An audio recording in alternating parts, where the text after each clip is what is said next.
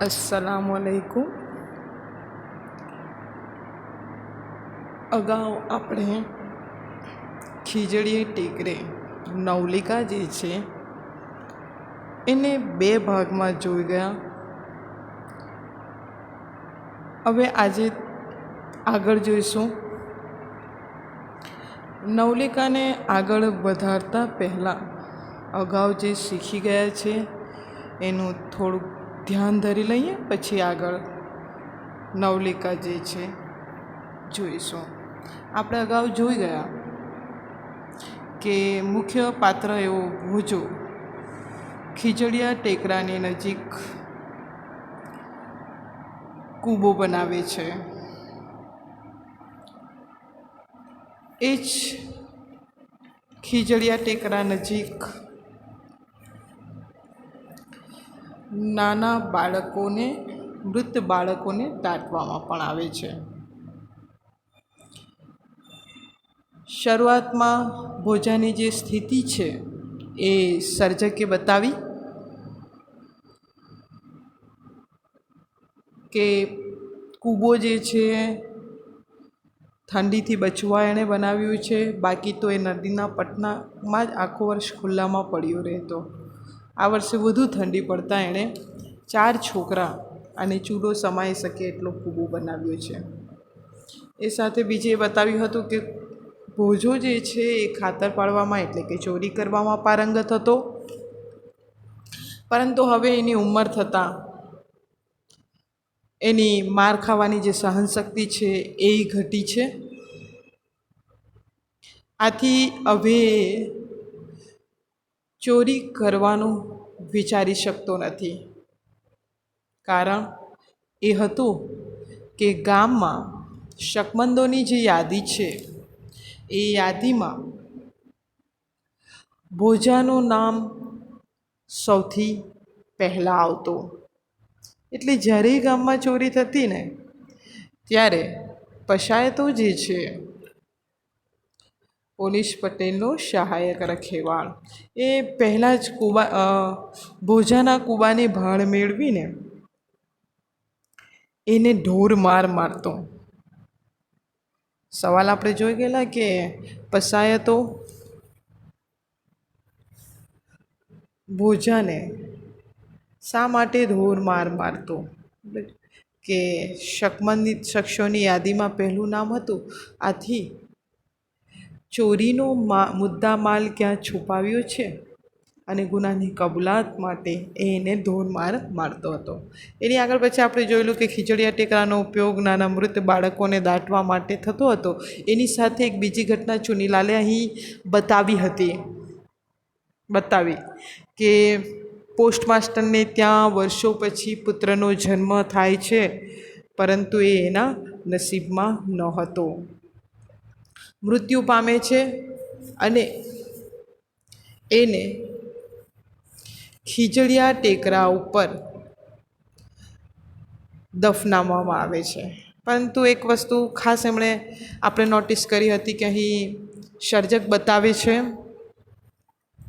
કે ઊંચી જાતના રેશમી કાપડમાં વીંટાળીને એને ખીજડીયા ટેકરા ઉપર દફનાવવામાં આવ્યો હતો. એક બાજુ અહીં શરૂઆતમાં બતાવે છે કે ખીજડી ટેકરા ઉપર ની નજીક જે રહેતા ભોજાના જે ચારેય બાળકો છે એ ઠંડીમાં કપડાના અભાવે ઠૂંઠવાઈ રહ્યા છે, અને બીજી તરફ આ પોસ્ટ માસ્ટરનો જે મૃત બાળક છે એની રેશમી કાપડમાં વીંટાળીને દફનાવવામાં આવ્યું છે. ત્યાં સુધીની કથા જે છે આપણે જોઈ ગયા હતા. હવે આપણે આગળ જોઈએ કે હવે શું થાય છે. અહીં સર્જકે ક્યાં મૂકવાનું તાત્પર્ય કે અહીં એમ બતાવે છે કે રેશમી, બીજી તરફ એ પણ બતાવી દીધું છે કે ભોજાને હવે કોઈના ગળે ધાર પાડવાની તાકાત નથી. આ બાજુ ભોજું જે છે એ નિર્ભર લગભગ હતો, આ ચોરી કરીને જ પોતાનું ઘરનું ગુજરાન જે છે ચલાવી શકતો. હવે આપણે આગળ જોઈશું કે દાટવામાં આવે છે અને ભોજો પણ ત્યાં નજીકમાં જ રહે છે. હવે જોયા કરે છે કે બાળકને દફનાવીને પેલા લોકો જે છે એ ચાલ્યા ગયા. આ વાત અવસ્ત્રાની નજરે પડ્યા વિના રહે એમ નહોતું. હાથ ફેરો કરવો કે ન કરવો એના સરવાળા બાદબાકી કરવાની ભોજાને આદત નહોતી. એક ઘાને બે કટકા કરવાનું એનું જીવનસૂત્ર હતું. અવસ્ત્રાની એટલે કે વસ્ત્ર વિનાનો, વસ્ત્રહીન. ભોજો તો વસ્ત્રહીન જ છે, ઉઘાડા ડીલે જ છે અને થીગણા મારેલી જે દૂધ વસ્ત્રો પહેરીને કેડિયું જ માત્ર જે છે એને પહેરવાનું છે અને પણ વર્ષો જૂનું થીગડા મારેલું જે છે કેડિયું પહેરે છે, ઉઘાડા દિલે છે. પરંતુ સાથે બાળકો જે છે એ પણ આપણે જોઈ ગયા. તેમ કે હવે આ જોઈ છે ને ભોજાની નજર શાના પર છે કે પેલા રેશમી વસ્ત્રમાં વીંટાળેલા બાળકનું જે બાળક ઉપર છે કે બાળકને જે છે રેશમી વસ્ત્ર જે છે હવે એને પેલો ખાતર પાડવા કરતાં આ આસાની રહે એટલે એણે વિચાર કરી લીધો. હવે અહીં બતાવે છે કે હાથ ફેરો કરવો કે ન કરવો એના સરવાળા બાદબાકી કરવાની ભોજાને આદત નહોતી. અચ્છા, અહીં જે છે તમારું રૂઢિપ્રયોગ આવે છે હાથ ફેરો કરવો. અચ્છા, તો હાથ ફેરો કરવો મતલબ કે અર્થ થાય છે ચોરી કરવી. શું અર્થ થશે? ચોરી કરવી. હવે ચોરી કરવી ન કરવી એનો સરવાળા વિચાર નહોતો કરતો. એનું જીવનસૂત્ર કયું હતું? એક ઘાને બે કટકા કરવાનો વિચાર નહોતો કરવો. તો એક જીવનસૂત્ર કયું હતું? એક ઘાને બે કટકા કરવા. અહીં આપણી કહેવત બને છે. તો એનો અર્થ થાય છે ઝડપી નિર્ણયને નિકાલ. તરત જ પરિસ્થિતિ પામીને એનો નિર્ણય લઈ લેવાનો અને એનો નિકાલ કરી નાખવાનો, એ એનો જીવનસૂત્ર હતો. વધુ સમય વિચારવાનો એ લેતો ન હતો. તો હવે અહીં તમારે રૂઢિપ્રયોગ એક કહેવત છે અને એક સવાલ નીકળે છે. રૂઢિપ્રયોગ આપણે જોઈ ગયા કે હાથ ફેરો કરવો એટલે કે ચોરી કરવી અને કહેવત બને છે, આ નોંધ કરી લેજો નોટબુકમાં. એક ઘાને બે કટકા કરવા એટલે કે ઝડપી નિર્ણય કે નિકાલ. સાથે એક વાક્ય માટેનો પ્રશ્ન નીકળે છે કે ભોજાનું જીવનસૂત્ર કયું હતું? અને આપણે જોઈ ગયા કે ભોજાનું જીવનસૂત્ર એક ઘાને બે કટકા કરવાનું એનું જીવનસૂત્ર હતું. એ તમે જોઈ શકો છો, બરાબર? આ પેરેગ્રાફમાં તમે. હવે આપણે આગળ જોઈએ. હવે એ વસ્તુને જુએ છે કે બાળકને દાટીને લોકો તો ચાલ્યા ગયા, કારણ કે પેલા બાળકના મૃતદેહ ઉપર 7 થી 8 પડમાં પેલું વીંટાળેલું કાપડ હતું. રાત્રે શીમની અવરજવર જે છે બંધ થઈ જાય છે. સોપો પડી ગયો ત્યારે ભોજાએ પોતાનું જીવનસૂત્ર જે છે એ એણે અમલમાં મૂક્યું. હવે જીવનસૂત્રને અમલમાં મૂકવા એણે શું કર્યું? કૂબામાંથી કોદાળી અને પાવડો લઈને સડસડાટ ટેકરા ઉપર ચડી ગયો. ખાતર પાડવામાં તો આપણે જોઈ ગયા કે ભોજો જે છે પારંગત જ હતો, એટલે એ મહાવરાના પરિણામ સ્વરૂપ એ સિફતપૂર્વક ખોડકામ કરવાનું તો ચાલુ કરે છે અને સહેલાઈથી એ કાર્ય પણ કરી શકે છે. આપણે આગળ એ વસ્તુ પણ જોઈ ગયા કે ખીજડીયા ટેકરાનું ખોદવું એકલા હાથે થઈ શકતું, કારણ કે એની જમીન બહુ કઠણ ન હતી. નાની કોસ વડે પણ એનું ખોદકામ થઈ શકે, એ વસ્તુ આપણે આગળ જોઈ ગયા. એટલે ભોજાએ પોતાનું કામકાજ શરૂ કરી દીધું.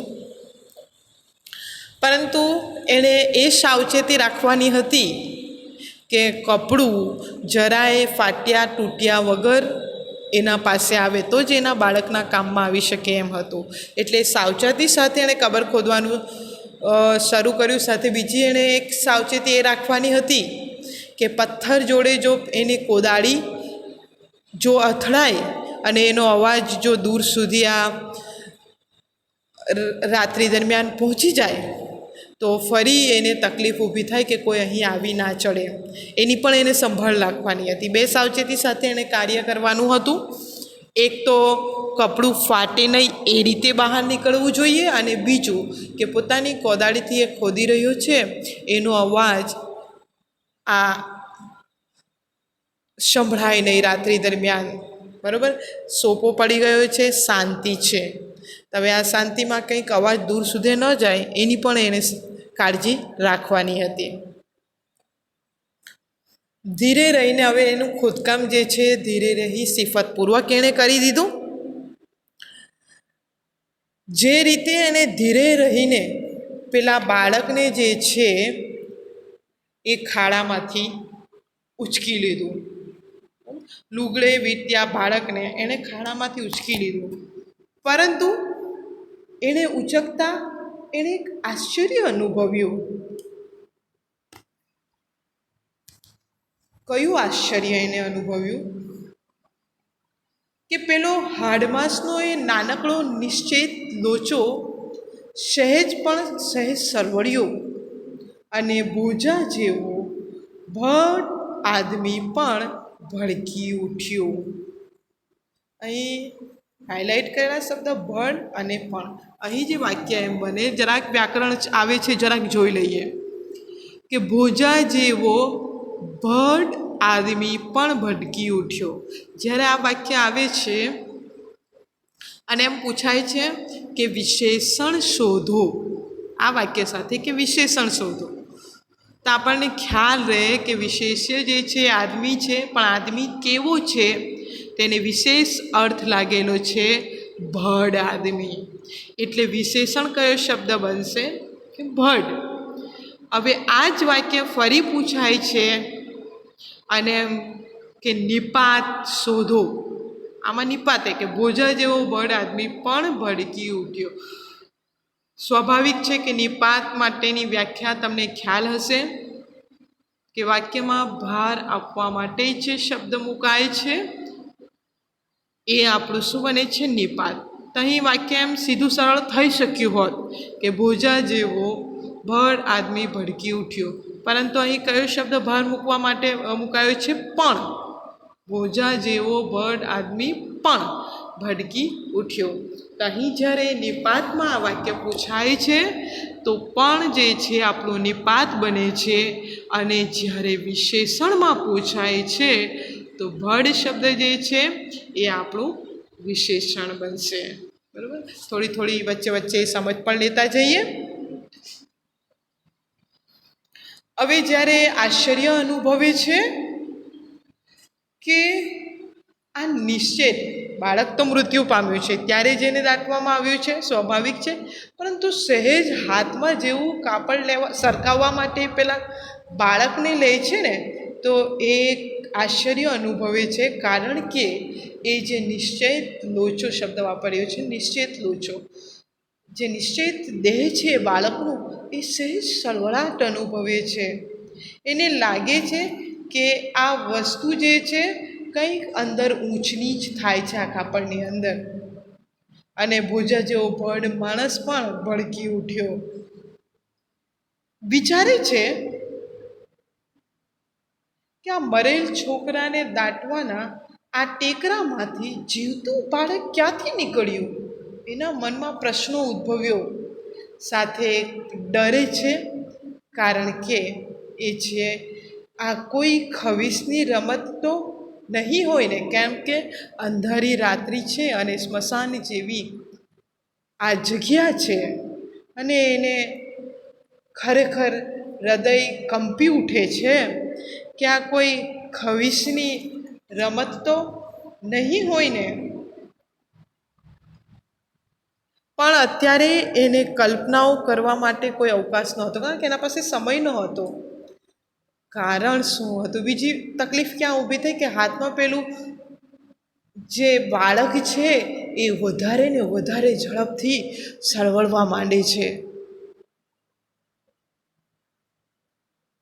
અને જો આ બાળક હવે રડવા માંડે, તેની જે ઘોરખોડ પ્રવૃત્તિ જે છે, કબર ખોદવા માટેની જે પ્રવૃત્તિ છે એ જાહેર થઈ જાય એ પહેલાં એને આ સ્થળ જે છે એ છોડીને જતા રહેવાનું છે. સાથે મનમાં બે પ્રશ્નો પણ એને થાય છે કે મારે કરવું શું? કરવું શું? એ સાથે આપણે જોઈ ગયેલા કે ભોજાનું જીવનસૂત્ર જે છે ને એ અહીં કામ લાગે કે એક ઘાને બે કટકા ઝડપી નિર્ણય લઈને નિકાલ કરવાનો એ એનો સ્વભાવ હતો, એના જીવનનો સૂત્ર હતો અને અહીં એનો પણ એ ઉપયોગ કરે. એટલે એણે બે માર્ગ એના પાસે હતા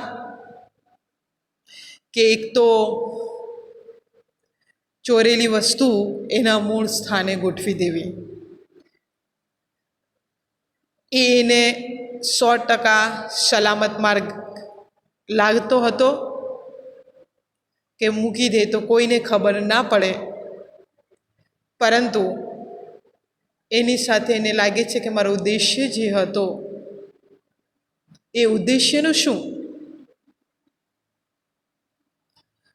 પણ એનાથી વિશેષ આ બે વસ્તુ તો છે કે એ સલામત, એનો ઉદ્દેશ્ય જે છે કાપડ ચોરવાનો હતો, પરંતુ સાથે એ બાળક જીવિત છે.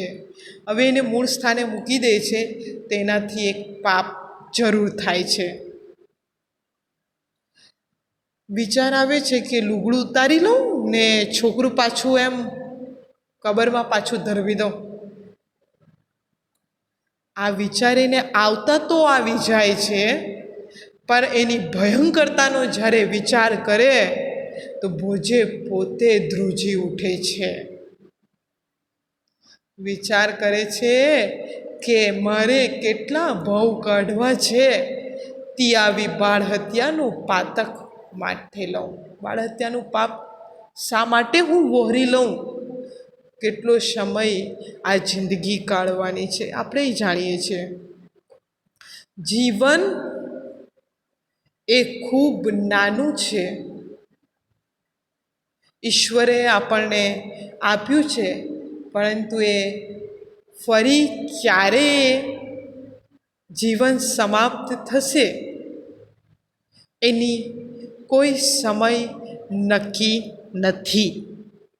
આપણે નથી જાણતા કે આટલા વર્ષો તો આપણે જીવવાના જ છીએ, ક્યારે પાછું જવાનું છે એ નક્કી તો નથી જ. એટલે એને થાય કે શા માટે બાળ હત્યાનો પાપ જે છે હું માથે લઈ લઉં. ખરેખર એ એકદમ એના માટે નિર્ણય લેવો અઘરો છે.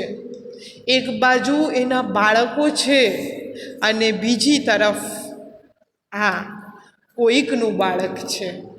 પરિસ્થિતિ એક બાજુ પોતાના બાળક છે, એ પણ એ જ પરિસ્થિતિમાં છે કે ઠંડીમાં ઠૂંઠવાઈ રહ્યા છે અને ઠૂંઠવાઈને ક્યારે શું થઈ જાય એનું કંઈ નક્કી નથી. અને બીજી તરફ આ બીજાનું બાળક છે અને એને ધરવી દીધેલો હવે કાઢે છે, પેલો લોચો સરવળે છે અને એને વિચાર આવે છે મારે શું કરવું, અને પોતાનું જીવનસૂત્ર એ અમલમાં મૂકી દે છે. એક ઘાને બે કટકા શું કરે છે, કારણ કે હિરણના ઉપવાસના ભીમપાટ ઉપર ટાઢમાં થૂંથવાતા શિયાળવાની લાડી સંભળાય છે. શિયાળોનો અવાજ આવે છે અને સવાર થવાને આરે હોય છે, એટલે ગામ તરફથી કોઈનો ખોખારો પણ કાને પડ્યો, એટલે એને લાગે છે કે આ ખોદેલી ઘોર જે છે એની સાથે વધુ સમય અહીં ઊભા રહેવું સલામત નથી. અને સાથે જ ભોજો શું કરે છે, કશાનો પણ વિચાર કરવા રોકાયા વિના ભોજો બાળકને લઈને સડસડાટ ટેકરો ઉતરી જઈ કૂબા પાસે જઈ પહોંચ્યો. કૂબા પાસે આવીને પોતાના ઊભો રહી જાય છે. આટલી કથા વસ્તુ જે છે આજે આપણે જોઈશું. હવે આગળ જે છે આગળનો ભાગ આપણે આગળનું જે તાસ છે એમાં જોઈશું. સાથે આ કથા વસ્તુને તમે થોડીક ધ્યાન રાખજો. આપણે જોઈ ગયા પ્રશ્ન કે ભોજાનું જીવનસૂત્ર કયું, રૂઢિપ્રયોગ જોયા, વિશેષણ નિપાત જોયું, કહેવત. તો આપ એ વસ્તુને પોતાની નોટમાં નોંધ કરી લેશો. પાઠ પૂર્ણ થયે આની પીપીટી જે છે હું મોકલીશ કે જેથી તમને લખવામાં થોડી સરળતા રહે. હવે આ વસ્તુ જોઈ ગયા. હવે પછી આપણે જોવાનું છે કે ભોજો કયા વિચાર સાથે ઉતર્યો છે અને બાળકને લઈને કૂબા પાસે જઈને શું કરશે. સાથે એમાં જીવલી પણ આ કાર્યમાં કેવી રીતે સહભાગી થાય છે એ હવે પછીના વિડીયોમાં જે છે આપણે જોઈશું કે જીવલી કઈ રીતે સહભાગી થાય છે અને એક ગરીબ આટલી જરૂરિયાત હોવા છતાં પોતે પાપમાં ન પડતા ભોજાના હાથે કયું સત્કર્મ થાય છે એ જોઈશું હવે પછીના વિડીયોમાં.